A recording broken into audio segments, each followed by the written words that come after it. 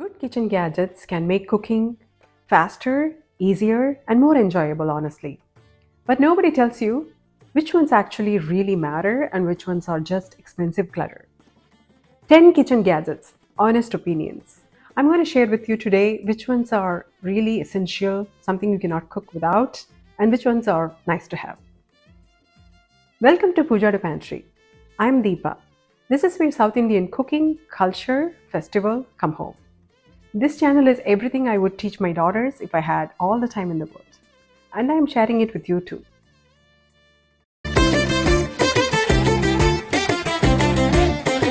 So, 10 gadgets. I'll go over them one by one and share my classification whether it is essential or nice to have. Just to add that this is not a sponsored content. All these gadgets are everything that I've purchased and used my kitchen over the period of few years. All right, let's see them. All right, gadget number one. This is called immersion blender. You can see there is a blade in here. And this is mostly used to make soup or whenever you want to grind something when it is hot. I use it for pav bhaji making. And even the other day when I showed you Sambar Rice, my daughter likes to see less of vegetables. So I did a quick, you just hold it, you plug it in, you hold it in your pot in the food, and then you press it, and then it just blends it nicely. You don't want to make it into baby food for bigger kids, but yes. And if you are somebody who makes a lot of soup and whatnot, definitely I recommend this. This is an essential in my kitchen. Gadget 2. I have already shown you this few times in my episodes. This is a just vegetable cutter. Manual, no electric, nothing. It's a Full Star brand. I really love it. I've used it so many times in the last 4 or 5 years since I discovered it. Even in the couple of episodes that I shared for vegetable pulao, for sambar rice, I cut vegetables in this one. Very easy to clean. It'll make noise when you pound it. You just slice the vegetable lightly and then place it here, and then plus. I also find that this is a good stress buster as you pound it in. This is an essential in my kitchen. All right, gadget number 3, hand blender. This has few attachments, to make frosting, to blend a cake, batter, things like that. I use it for baking. Again, this is not like fancy. I mean, you have stand-in mixer and whatnot.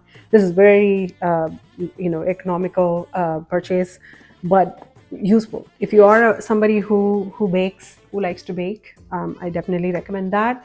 But I don't, bake as often as I do other things. So in my kitchen, this is a nice to have. For the number of times I bake, I might as well use a hand blender and use it manually. That will work. So this is a nice to have, definitely. If you have it, it's great. If not, it's all right. Gadget number 4.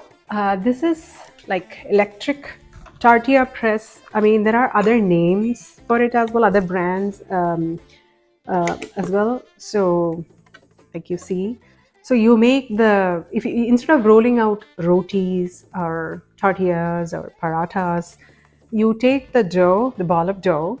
Once it heats up, the surface heats up, you place it in here and close it and put this over and hold it for a second, and then take this out. Voila, your roti is already pressed and ready to go.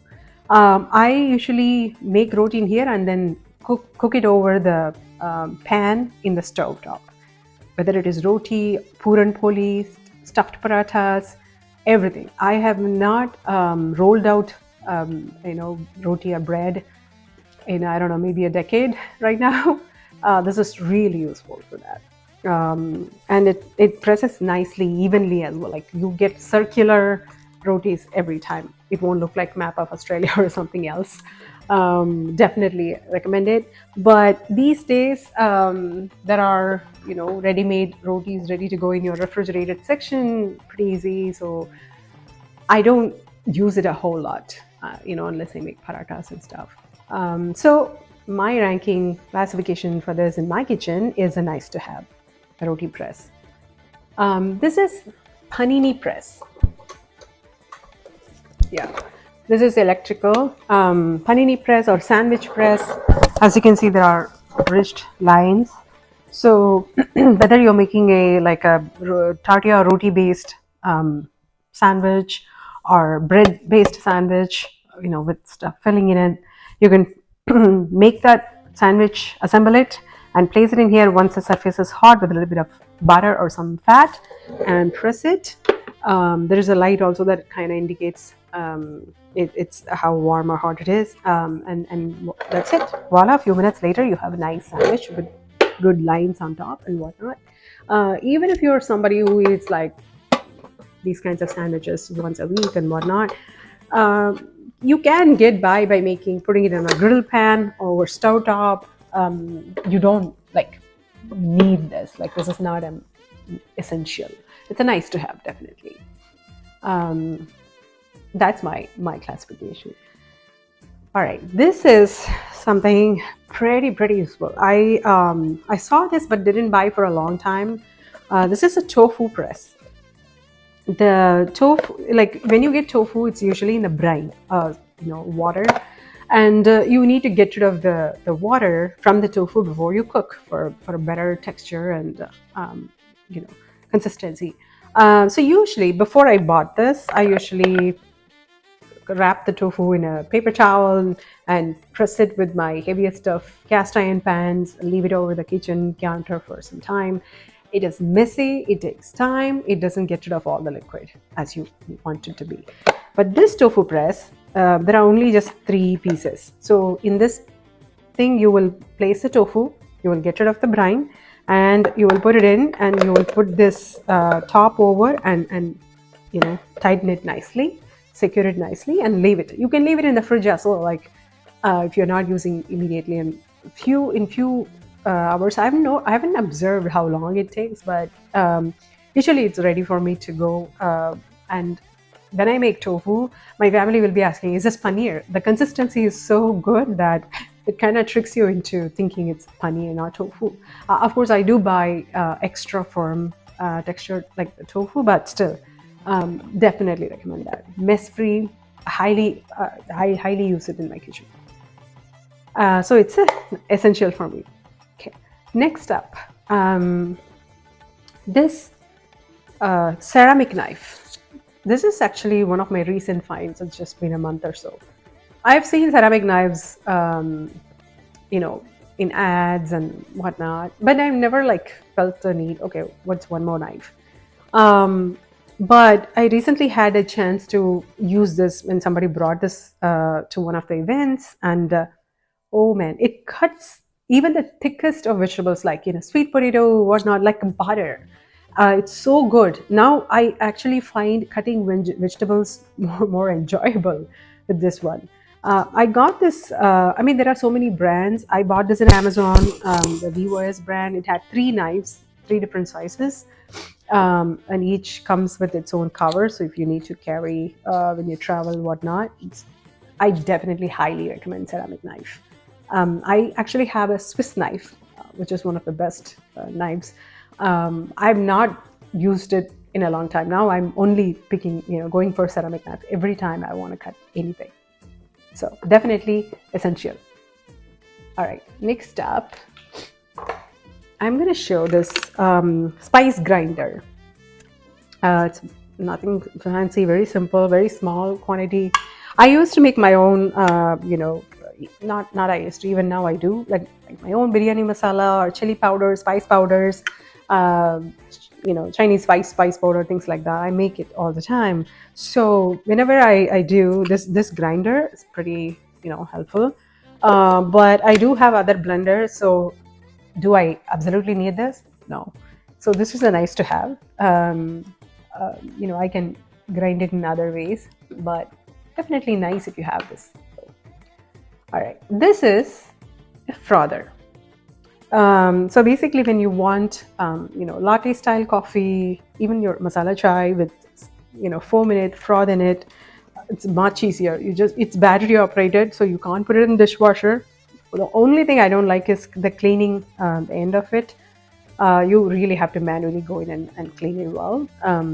If you put in dishwasher, it becomes, you know, it spoils. I have done that once, learned it the hard way. But this is very cheap, but definitely worth the kind of the frozen foam that you can get in your coffee or liquid. So you just press on top here and like few, and that's it. It's done. And you can wash it and keep it in the stand. So that's nice. This is actually essential in my kitchen because we do drink coffee and tea quite regularly. All right, the last gadget I'm going to show you is this electrical sort of like the oppe pan. This is also something you can use it to make cake pops. My daughter likes cake pops, so I bought it so that I can make cake pops for her. And usually cake pops are made with after baking a regular cake and mashing it, whatnot. But that's a messy way.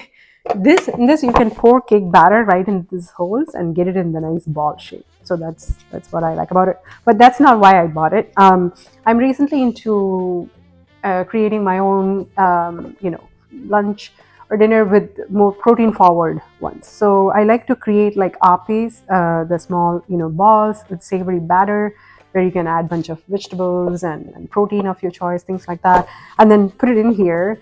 The advantage of this one is this is non-stick, so you have to, of course, clean it mindfully, but it takes less fat compared to a stove top cast iron ape pan or a cast iron non-stick pan, which heats up a lot. So sometimes I worry it's not healthy.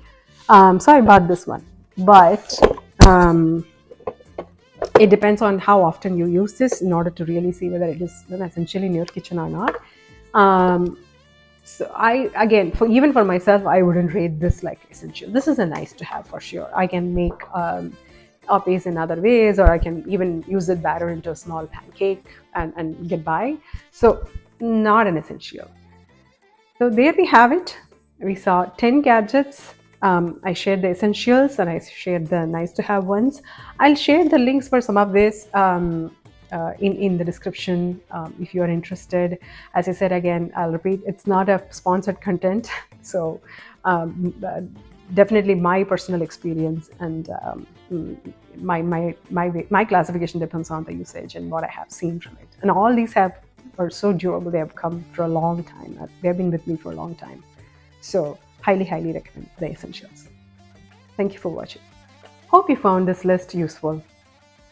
And tell me in comments which ones of this you already have and which one surprised you from my essential list. And if you like this information, please save the episode. If you are new to this channel, welcome. Subscribe so you don't miss a recipe, story, or a festival guide. Until next time, eat well, cook with love, and remember where you come from. From my kitchen to yours, this is Pooja to Pantry.